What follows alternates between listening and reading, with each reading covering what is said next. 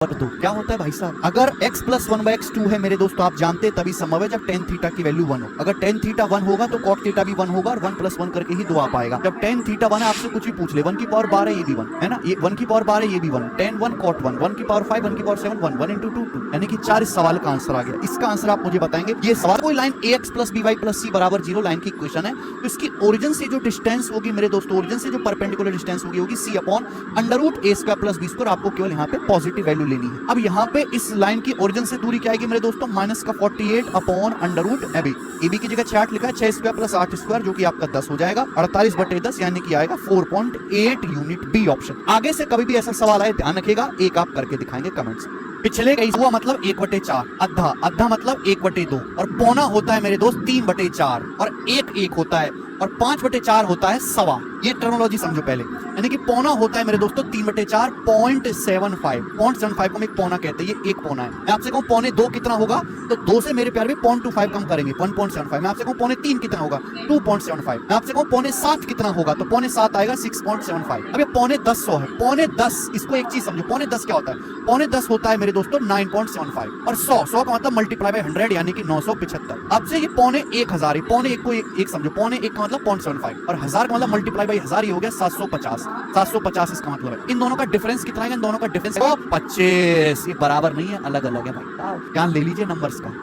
cos 2 theta होता है 1 - 2 sin square theta. cos में क्या होता है 2 cos स्क्वायर थीटा -1। आजकल बहुत ट्रेंडिंग है ये सवाल, देखो मेरे प्यारे भाई, अगर मैं ऊपर से साइन कॉमन लूंगा, मैं डिटेल में लिख के बता रहा हूं, तो 1 - 2 sin स्क्वायर थीटा, नीचे से क्या कॉमन आएगा cos, तो क्या बचेगा ब्रैकेट में 2 cos स्क्वायर थीटा -1। अब जानते हैं कि ये दोनों तो सेम ही चीज है ना, 1 - 2 sin square theta, 2 cos square theta -1। ये cos 2 थीटा होता है तो बचा क्या, sin बटे cos बच गया, tan थीटा आंसर है। लेटेस्ट पे कॉमन लेंगे, नीचे से साइन कॉमन लेंगे, 2 cos square theta -1, 1 - 2 sin square theta cut गया, तो cos बटे sin क्या आ गया cot, ये हो गया cot स्क्वायर थीटा +1 और cot स्क्वायर थीटा +1 क्या होता है मेरे प्यार भी, cosec स्क्वायर थीटा। आंसर आ गया सी ऑप्शन, सीपीयू का है।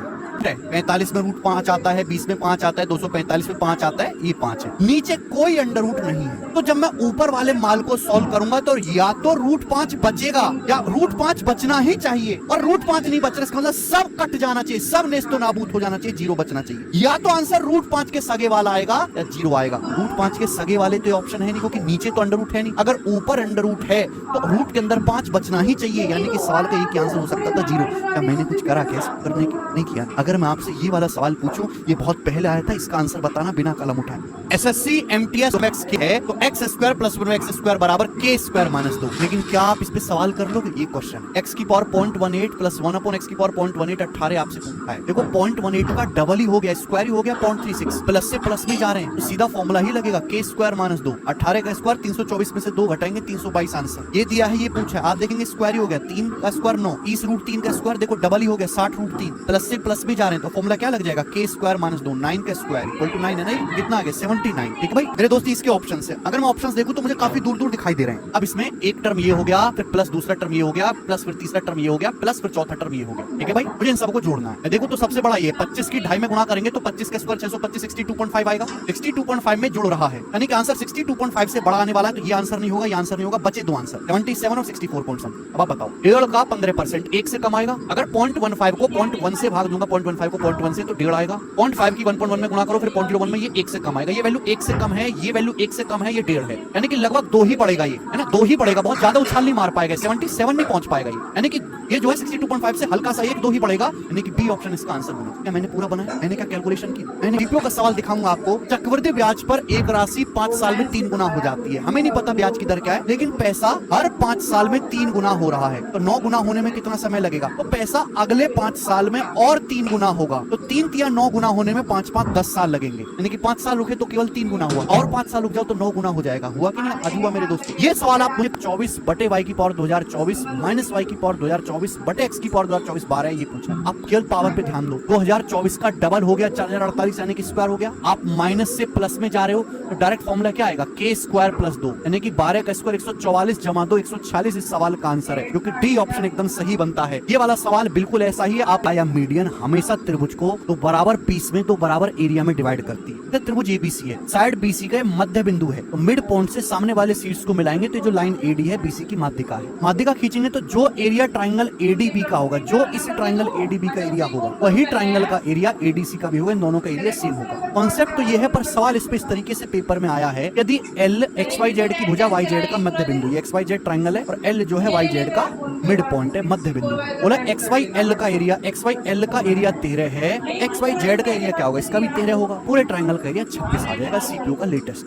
किसी भी त्रिभुज का एरिया कैसे निकालोगे? पैरेललोग्राम में आमने सामने की भुजाएं बराबर होती है, ये भी स्मॉल है, ये भी स्मॉल है, ये पैरेलल साइड है, इनके बीच की जो दूरी है वो h1 है, तो एरिया आएगा a गुणा h1 बेस गुणा हाइट। ये दोनों साइड b हैं, इन दोनों पैरेलल साइड के बीच की डिस्टेंस h2 है, तो एरिया b गुणा h2 बेस इनटू हाइट करना एरिया निकालने के लिए। सवाल देखो, एक समांतर भुजाओं की सम्मुख भुजाओं की लंबाई 36 और 27 है, छोटी भुजाओं के बीच की दूरी 12 है, लंबी भुजाओं के बीच की दूरी कितनी है? तो लंबी भुजा 36 है, इनके बीच की दूरी मुझे नहीं पता, छोटी भुजा 27 है, इनके बीच की दूरी 12 है, तो एरिया इक्वल होना चाहिए, मैंने एरिया इक्वल कर दिया। 12 3 36 और दोस्तों 3 नाम 27, यानी कि लंबी भुजाओं के बीच की दूरी 9 सेंटीमीटर आएगी। D option. टिन के 750 किलोग्राम मिश्र धातु के मिश्रण में 25% टिन, कितना टिन ऐड किया जाए कि मिश्रण में टिन 70% हो जाए? तो आप बताओ, टिन पे एलिगेशन लगा लेते हैं। पहले टिन कितना है? 25%। अब बोला कितना इसमें ऐड किया जाए टिन, तो जो चीज आप ऐड करो वो 100% टिन है, और टिन का परसेंटेज कितना बन जाना चाहिए? 70%। किस रेशियो में ऐड करना पड़ेगा? एलिगेशन लगाओ। 100 में से 70 घटाएंगे 30 आएगा, और 70 में से 25 घटाएंगे 45 आएगा। ये आएगा मेरे दोस्तों 15 से चला गया, 15 दूनी 30, 15 तिया 45, 2 रेशियो 3। यानी कि अगर आपके पास 2 यूनिट मिक्सर था जो कि कितना है 750 किलोग्राम, तो कितना हमें टिन ऐड मिलाना पड़ेगा? 3 यूनिट। 2 की वैल्यू 750 है, 375 गुना, तो 3 की वैल्यू भी 375 गुना आएगा जी, 900 और 225 1125 किलोग्राम। तो 1125 किलोग्राम हमें मिक्सर में टिन ऐड करना पड़ेगा। बी ऑप्शन इस सवाल का। इसकी रेडियस R1 है, तो R1 की जो वैल्यू होगी सबसे छोटे सर्कल की वो होगी a/16। ये दोनों जगह, ये दोनों स्पेस सेम है, इन दोनों सर्कल की रेडियस सेम है, इसकी भी रेडियस R2 है, इसकी भी रेडियस R2 है, तो R2 जो होगा मेरे दोस्तों वो a/6 होगा मेरे प्यारे बच्चे। और जो सबसे बड़ा सर्कल है बड़का वाला, इसकी रेडियस है R3 और इसकी रेडियस आएगी 3/8। ये डायरेक्ट आप याद रखिएगा मेरे दोस्तों, क्योंकि पेपर में जो सवाल आएगा आपको भुजा देके कभी एरिया कुछ भी पूछ सकता है। हम आपसे पूछते हैं कि इन तीनों सर्कल की रेडियस का रेशियो क्या होगा, कमेंट्स मुझे निकाल के बता दीजिए। कंसेप्ट है, स्क्रीनशॉट ले लीजिए। ना भाई, इन दोनों का ही एरिया बराबर। अब ये क्या बला है? अगर हमारे पास एक आइसोसेलेस ट्रायंगल समद्विबाहु त्रिभुज है, जब मैं परपेंडिकुलर डालता हूं तो अगर ये बेस 2b है तो आधा आधा हो जाएगा b भी। ये हाइट h है मेरे प्यारे भाई। अब एरिया क्या होता है? 1/2 base 2b into height h। 2 से 2 कट जाएगा, यानी कि b गुणा h ही आ जाएगा। यानी कि एरिया निकालने के लिए केवल जस्ट इन दोनों की मल्टीप्लाई कर देते हैं। सिंपल सा कंसेप्ट है। अब जब मैं यहाँ पे मेरे दोस्तों देखूंगा, जब मैं ट्रायंगल बनाऊंगा, एक ट्रायंगल 29 29 40 है और दूसरा ट्रायंगल आपका 29 29 42 है, ठीक है? ध्यान से मेरी बातों को सुनिए। ये 29 है, ये 29 है। जब मैं परपेंडिकुलर डालूंगा मेरे प्यारे भाई, तो 40 होना चाहिए, बेस से आधा आधा हो जाएगा, 20 तो कितना बचेगा? 21 बचेगा। यहाँ पर ये भी 29 है, ये भी 29 है मेरे प्यारे भाई। ये परपेंडिकुलर डालूंगा, ये आपका 42 का आधा 21 21 हो जाएगा, 20 21 29 ट्रिपलेट है, 20 आ जाएगा। अब देखो गुणा तो सेम आ गई ना, ये गुणा भी 21 गुणा 20 आ गई, ये गुणा भी 20 गुणा 21 आ गई, तो यानी कि एरिया दोनों का क्या हो गया? बराबर। ऑब्जर्वेशन वाली बात। ये tan square theta plus cot square theta कब आएगा? जब आपको tan theta plus cot theta की वैल्यू पता हो। कि tan प्लस cot क्या होता है? 1/sin into cos। अब आप मुझे बताओ sin इंटू cos कैसे पता चलेगा? जब मैं इसका स्क्वायर करूंगा। tan square theta plus cos square theta 1 plus 2 sin theta cos theta, root 7/2 का स्क्वायर 7/4। 7/4 में से घटेंगे 3/4 का आधा, sin इंटू cos कितना आ जाएगा? 3/8। अब ये sin इंटू cos का उल्टा कितना आ गया भाई? 8/3 आ गया। अब आप ये समझो कि tan प्लस 1/10, ये x प्लस 1/x 8/3 है, तो x square plus 1/x square कितना आएगा मेरे दोस्त? a स्क्वायर माइनस 2, यानी कि मेरे प्यारे भाई ये आ जाएगा 64। 64 में से मेरे दोस्तों हम 18 घटाएंगे, तो 64 में से जब हम 18 घटाएंगे तो 46/9 इस सवाल का एकदम सही आंसर आएगा। और गजब का सवाल है ये। कोई भी नंबर ABC ऐसे लिखा हुआ है, ये नंबर 7 से भी कटेगा, 11 से भी कटेगा, ये संख्या 13 से भी कटेगी। अब यहाँ पर ये जो नंबर है 973 तो ये नंबर तो 11 से पूरा पूरा भाग हो जाएगा। बच गया 5, और 5 को 11 से भाग दोगे तो 5 ही शेषफल बचेगा। ठीक है जी।